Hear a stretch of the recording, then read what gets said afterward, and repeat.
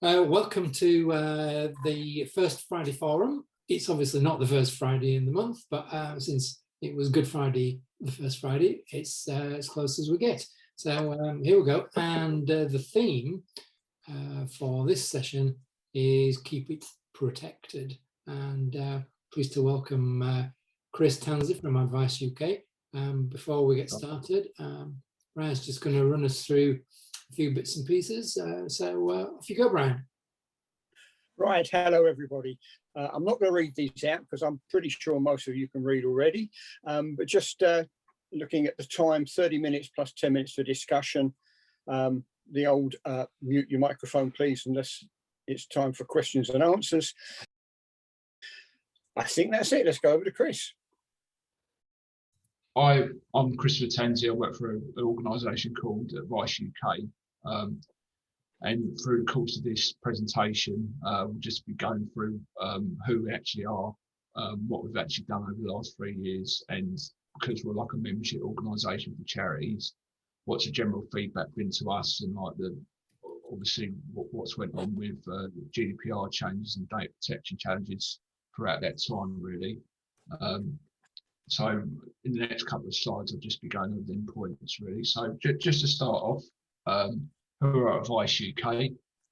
We're like a membership organisation, been established for over 40 years now. In essence, we are like an alternative to citizens' advice.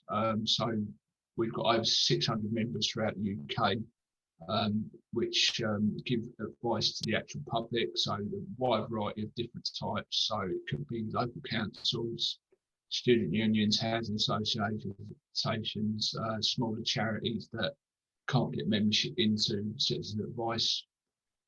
So we provide services for our actual members to make sure they're securely dealing with members of the public when they're giving advice, when they're recording data from obviously members of the public. So we provide insurance services, secure case management systems such as Advice Pro, just to make sure they're working securely and just all the data has been stored correctly, you know, under GDPR compliance, and just going forwards, making sure they're insured and covered just in case there's instances where they've given out the wrong advice to people, and we can obviously cover them in respect to that. So it's just really just giving people the foundation just to work off and just to try and aid members of the public on social benefit issues, really just trying to help people really. We've been around for over 40 years now, and we do a lot of policy and influencing work with the governments as well. So we are really just trying to, had so much work over the last 18 months or so with COVID, really just we do have like working partnerships with quite big charities like Shelter and Trust. So it's, as you can imagine, it's been really busy recently. So just hoping in the next couple of weeks it might die down, but undoubtedly there might be a tsunami of issues after lockdown closes now. But just one of those things, and we'll work through it either way, really. So that's just a general overview of Advice UK. So the next slide is really like some of the key issues that obviously charities came across when GDPR was coming in, really. So obviously it was inward looking, auditing your actual charity just to see how you're actually processing data, where all your texts up to speed, really, were they being transparent enough with your actual users. Know where you're encrypting your actual devices that you're using when you're dealing with people's data and processing it, really. As you can see, I won't go through every point of this, but obviously I'm sure you're all aware of this already. Just the different lawful bases of why you're processing people's data, and you know, you can say that, really. So obviously at the start of GDPR coming in, there was a massive thing about consent, and there was like a big consent experiment, really. It's predominantly with the larger charities that had the higher fundraising aspect to it, really. I wanted to be covered for the GDPR aspect, really. So you had instances like the Lifeboat Association that went in quite early, and they went on like a silver bullet strategy with the consent, more or less trying to be compliant and obviously before obviously GDPR come in, they had about 2 million users on their actual database, which they could obviously get donations from. But from actually going through the actual process, it shrunk down to about 500,000. So internally, you had to rethink how to actually processing data or asking to re-engage with new obviously donors as well. So they've rethought that and they're not predominantly using the consent basis anymore, really. So they weren't the only major charity that did that, but over the last 18 months, people are becoming more aware of the different ways they're processing information on. So some organisations will use a couple of lawful bases. So consent, there might be a contract in place. You might have a legitimate interest to process people's data. There's obviously about 6 lawful bases, and then there's other instances of exemption as well. So when we were starting off, obviously there wasn't a lot of communication from what was going on, and that was the major thing that came out at the start. Really, was everything was going to be consent based, and that's the only way you can process information. That's not the case really now. It all depends on your organisation. So it was great that we told our members just to internally look into themselves, audit your processes, see how you're processing the information, and obviously creating text, privacy text from that, so you can just be transparent with users on what basis you're processing the information, really, and just trying to go through that way, really. But obviously, it's been really eventful last 18 months to 3 years for data-wise, really. So it's obviously been hard to obviously evolve with, but obviously with people in the actual industry, it's been a good way to get extra work, and obviously in the end makes charities more secure, and hopefully give people more sense of their data rights, really. So this is what generally we did at Advice UK. I'm the data manager, and one of my roles has been a DPO as well, so I was involved with obviously starting up the actual process of trying to make us compliant with it. So there was a multi-stage organisational audit. So you just see the diagram there just to see the process we went through, really, just trying to include some training phases in it to obviously make staff aware of the actual forthcoming changes. We had privacy policy text updates. We provide events, so we had to update the privacy policies there. Getting a plan of action in case there's a data breach. So making sure staff are aware of that. So we've got a plan in place just in case there's anything wrong goes. Obviously, all the different policies there. Encryption of devices, that was quite a key one. Another one was just going through our supply chain, making sure we've got all agreements in place. We went for the additional package of getting a cybersecurity insurance, so we covered like aspects of cyber attacks, so that was really good to do. We actually did a GDPR conference for our members. That was about 2 years ago.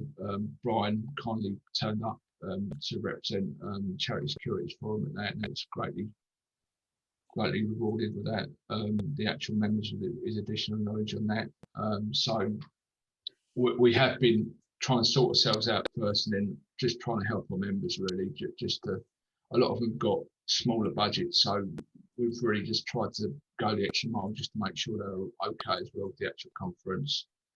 And just doing small things, really. We've got an actual data protection mailbox now, so if there's any issues that come into the actual charity, it gets filtered to me.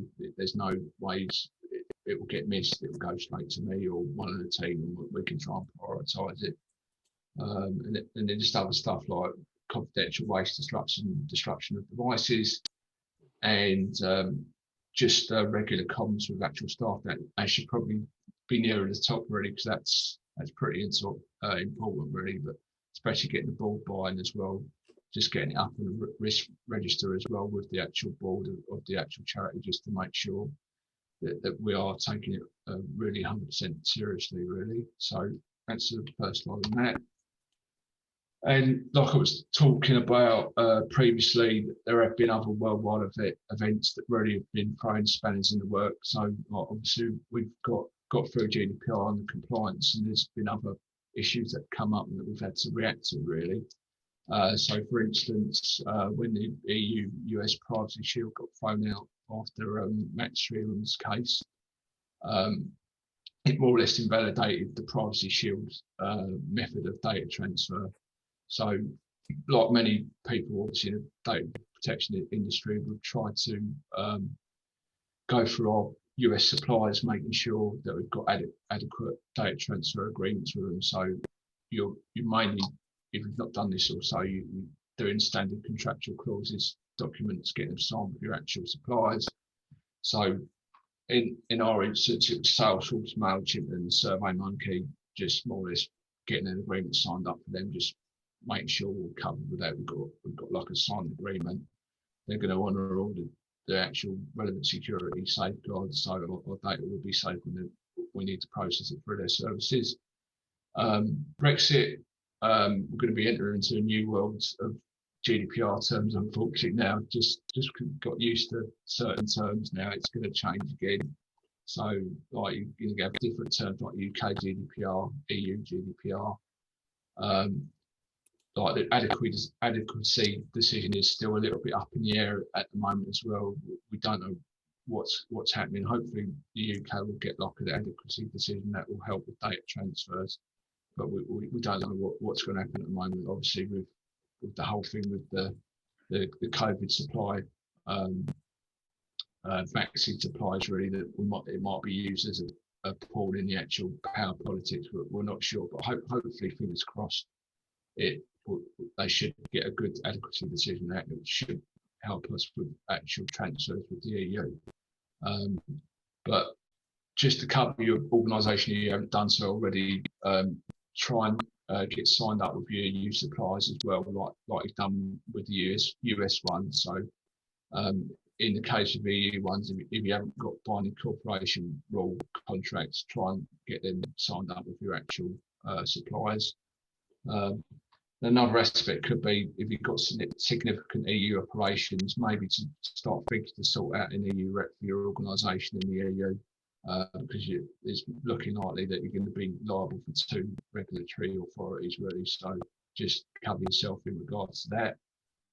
And then I don't really want to be talking about this too much. It's COVID-19. We all know what's went on. It's terrible, really. In our internal office, we're about 90% in the office, and we've had to move 100% to remotely at the moment.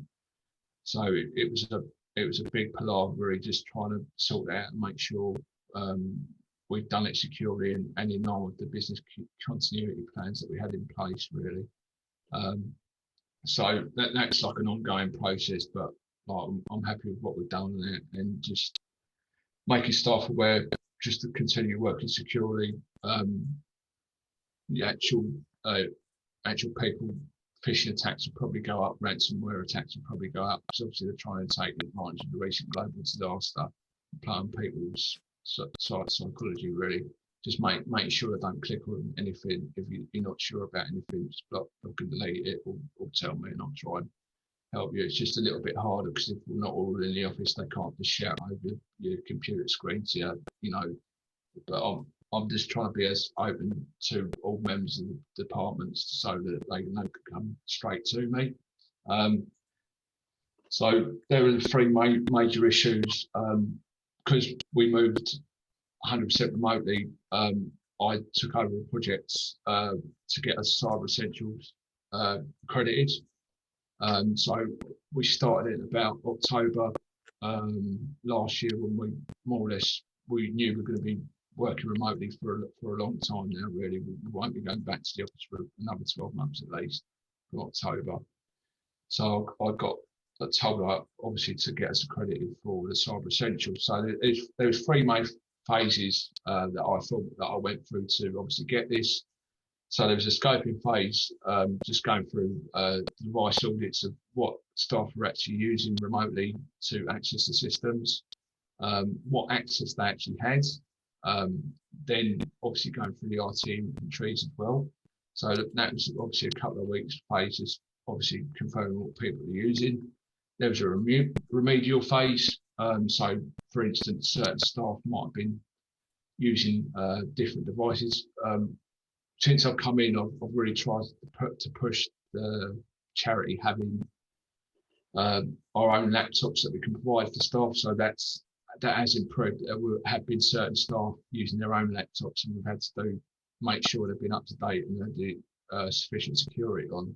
So during the remedial phase, we've done a remote audit on all the machines to make sure they had all the relevant configurations on the actual devices. So one of the key ones for getting Cyber Essentials accredited is making sure they've got certain features in it. So autoplay disabled, making sure your host-based firewall's up, make sure it's some format anymore on, and just even the operating systems of the actual laptop. So staff might come back and say, "I've got Windows 10, we're fine, it should be okay," but it's the actual versions of them as well. You want the most up-to-date version of them as well. So it was quite a good exercise seeing what people are wearing and just making sure they're using the most up-to-date software on actual machines as well. Another key step was multi-factor authentication, enable it on all your key systems. It's normally really easy to do. Like if you've got Office 365, it's like a free functionality that you can just enact. So it will have like multi-factor authentication on your staff email addresses when they log in. So it's really handy to have. I'm going to like a couple of webinars through the course of the year. Like the breaches that have happened with charities that I've spoke to have been like 50% of them have been with not having multi-factor on the actual email account. So it's really important. If you haven't done so already, I would really recommend doing that at the moment, because after the recent zero-day attacks on the Microsoft accounts, it's just for your peace of mind. It's quite easy to do. It will protect your organisation even more. And then the last and probably the most important thing was just writing up a framework, educating that with staff so they know from going forward now this is the way we're going to operate. So it was like putting a bit of teeth trying to write all these policies out, but I got there in the end, and we've got all them written out, and the staff signed it off and they're happy with them. Spoke to our IT providers and they can honour it, so that's great. And then there's a certification phase, and luckily I was put in touch with the Cyber AMI tool, and it's really, really good. It's low cost, it's ideal for charities really. So you can use it on different phases of your actual project. So like the scoping phase, I typed in all the devices that we were actually using for it, and obviously the operating system. So I was obviously getting an inventory of what we're actually using. So that's good for my purposes as well. When we've obviously completed all that, and it goes through the different parts of getting Cyber Essentials accreditation. So it will go through, have you got a password policy in place? Have you got your malware? Is there a patch management policy in place? And on my aspects, I thought we've got a GDPR, we've got all these policy texts already in place, but there's like additional level you have to go to, and it's quite good at just pointing out areas that you might need to write a policy up with, or certain aspects that you need to tick boxes on to get accreditation. And they're pretty happy to, obviously, if you had a question, to get in contact, they get back to you quite quickly. And a lot of firms, if you send through one certification request and it gets declined, they'll charge you again for putting another certification request in. But thankfully, generally they'll just charge you once and then you can just put it through then. But that was my experience of that really. So that was just the Cyber Essentials phase that we've done. We're certified now, thank God. So that was worthwhile doing. And then just lessons learned that I've through the last 3 years of working for Advice UK. So one of the major ones is communication. Just be persistent, especially with the boards. I've just been in the MD's ear all the time, just planting the seeds of saying, well, did you hear about this organisation? Or, I know it might be a bit extra, but we're protecting our actual reputation and potential fines if we don't do this, And then just start raising awareness of staff. I generally I've signed up to regular compliance communication with different organisations, and then I can pick aspects of different articles that come up and send it out on a weekly basis just to make sure staff know about data protection. Then they can see it's easier for them. They see case studies of this happened in this situation. You know, we've got to be a bit careful about it. Bring it to real life, really. So I found that was pretty easy. And then just building relationships with your key service providers. So generally, IT provider or your IT team, you only really speak to them when you've got a problem. But I would, if you're in a data protection position or cyber security, just make sure you've got a firm relationship with them. Just make sure you touch your base with them, not every week or so, or monthly, just to see if they're okay, and just see how things are going. And just like when you need them, you know, you've got a good relationship there. Education, we do constant sessions, all staff days, making sure people are aware. We do monthly, weekly updates via Zoom, staff meetings, and I do have aspects that I can obviously bring up then with staff to just be aware of. And we do provide training on different data protection aspects, so that's good. So just to keep staff aware about that. And networking, so just stuff like this, it's really good just to go and see how different people are doing. A problem shared is a problem halved, so you might have a specific issue or question that by going to a conference or a forum, you know, especially in the charitable sector, you know, they can obviously tell you how they've done it, and it might help you right in the long run, really. And just like what I've spoken about previously, just low cost quick wins. So if you haven't done so already, enact multi-factor on your key systems. On a lot of occasions it's free. You know, I would really recommend doing it. Sign up to regular compliance news emails, and you can forward them to your staff, just make them aware of what's currently going on. Lots of free resources out there. There's a lot of conferences. I think there's SC Media annual congress about cyber security and data protection. That's going to be in June. It's free for charities, so just go on their website and you can get yourself a pass to that, and it's quite worthwhile just to see what the major issues that are still going on. And obviously there's a load of other free resources I'm not sure that you're already aware of. Not National Cyber Security Centre's got really good material that you can use for staff. Fraud advisory panel, cyber AMI tool that I was talking about, and obviously the ICO as well. They've got really good material for smaller organisations. And yeah, and just ICO have got like extra material here that's on this slide. But yeah, that's generally it from my side, really. I don't know if anyone's got any questions, really, but that's it for me. I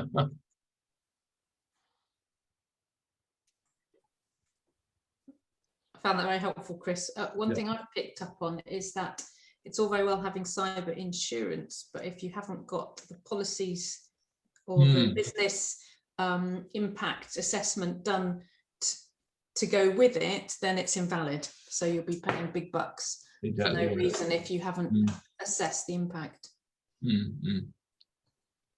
It's like people don't realise. I think they've got the actual insurance package, and when they haven't actually went through the process and seen if all their systems are actually being operated securely, it's an absolute minefield, really. So yeah, I agree. Yeah. I've got some questions, Chris, if I may. Thanks. What absolutely packed full of really useful information, and to hear the journey you've been on, absolutely great. I wanted to ask you about sort of the crossover between information security, data protection, and IT, because so often we hear that information security, that's an IT issue. Data protection, that's nothing to do with InfoSec. What's your views on that? Because you seem to have it nicely compartmentalized. Yeah, well, it all depends on resources, really. I think it's good to have like knowledge in all the three key areas if possible. Like if you can get a team together that's speaking to each other regularly about it. But most of our members are smaller charities, so they'd be lucky if they've got a DPO, but they have to share roles with different people throughout the actual organisation. A lot of them won't have element of cyber security, really. And that's why we're really trying to push them on to try and just get a basic cyber essentials accreditation, just to obviously cover themselves. But by going through that actual process, you will have to talk to your IT provider or your IT team to make sure you've got like a stronger relationship, just in case there is a problem. So that it covered really. It's a bit like GDPR, because like members were coming back to me and all they're saying, have you got like a standalone template that everyone can use? And I'm going, you can't really, because you've got to assess your own organisation, how they're actually processing the information, and you're going to have to like make your own template for yourself. You know, it's got to be custom built really. So unless they go through these actual projects or thinking or bring it up to board level, I don't realise that a lot of it is really intertwined. You know, you know, there is certain ownerships of certain problems, but a lot of the smaller charities, they might have just one person. It's not their sole job to do all of it really. So it's really good just to like have knowledge in all the areas. Really. That's what I've been trying to do, really, trying to improve my knowledge areas and different things. And from doing the last two projects that I've done, it has really improved it. And I have been trying to emphasise that to our members that, you know, fair enough, your GDPR secure, but I use cyber secure really, because a lot of them went remotely working really. So we are trying to get that message across now, really, you know. So yeah, it's absolutely amazing. Like you think you've got one aspect of it sorted, but obviously we haven't really thought about it really, and it does open your eyes. But I really think a lot of it is intertwined, and if you have a number of team people to form a team that obviously meet regularly, it does help offset a lot of problems really, because the different teams are talking to each other. Or alternatives, if only one person has the role of doing it on a part-time basis, they need to be aware of these certain aspects, because these unfortunately will rear their heads really. Like it's generally when there's a breach or something gets hacked really. So yeah, and I was going to sort of just pick up on that. You mentioned staff buy-in, and it's obviously such an important thing. So I just wondered if you could sort of wrap it up by saying, so have you got staff buy-in then? Is everybody on board, or how's that journey been?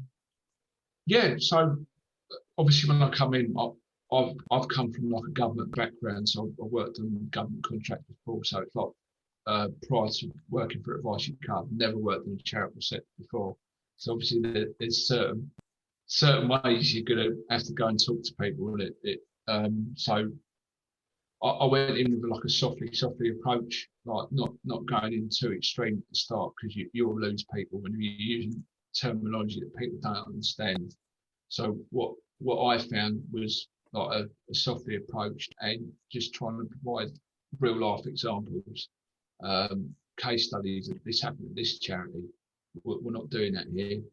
This is the new compliance regulation that's coming in. It's, you know, we're going to have to do this. If we don't do this, we're going to get fined. It's aspects like that. And then because we're a membership organisation for other charities, we're an example to them really. So we've got to make an added effort to try and be better. And just generally, I've always tried to be approachable for staff. So if there has been a data protection problem, I'll just say, come and talk to me and we'll sort it out. You could easily get a bit dictatorial about it. Like some of the government contracts I've been on, it's been a bit like that, unfortunately. But working in the charitable sector, you have to be a bit more relaxed, communication-wise, and just try and, there's a lot of terminology, just try and say everything in plain English and just make it as understandable as possible. And from doing the weekly data protection news updates that I do, it's always constantly in staff's mind really now. So if they think, oh, I might have a slight issue with this, they know that I'm approachable. They can come and talk to me, and it's just in their mind all the time. Really, it's not like something we'll do every 6 months. talks to you about data protection in 6 months because people are going to forget about it and they're not going to do anything really. They're not going to take it on board, unfortunately. It's more likely not to work securely then. But especially like with doing a GDPR project and then bolting on the cyber essentials, like the last 3 years or so, it's been at the forefront really. And obviously staff are aware of it really, and they should have taken it on board by now. And I think one of the hardest things was getting the board members on board, because obviously they saw it as extra cost. I did quite a good argument saying if we don't pay these extra costs, we're liable to get fined by the ICO or reputational damage. And because we're a membership organisation, it's not going to look good on us. We're going to lose members and not be able to help obviously people that are vulnerable and that need like the primary aspect of why the organisation was built was to help the normal working man really, like we're an alternative to citizens advice. So we've just got to really try and help people, and by doing that we've got to obviously protect ourselves first off. So it's I don't know, just giving you like an analogy, it's like if you're on a plane and you think you might be crashing, like the gas mask come down, you've got to put yours on first so you can help everyone else. So we've got to make sure we're working securely, and making sure staff are aware of what they're doing, so that we can help everyone else really. But it's just a journey. You're not going to go from like small compliance to like 90%, 100% compliance overnight. It's a journey, you know. So. That's great, Chris. Sounds like it's been a great journey. So I'd like to thank you very much for presenting that and sharing your knowledge. And we hope to see everybody else next time. If you like, we'll be back on this channel in about a minute if you want to have an informal chat. But that wraps up the formal session. So thanks again, Chris. That's been really great. Lots of very useful information. So see you back online in a minute. That's great, guys. Thanks very much. Thanks everybody. Chris. All right, cheers. Thanks very much. Thank you. Thank you.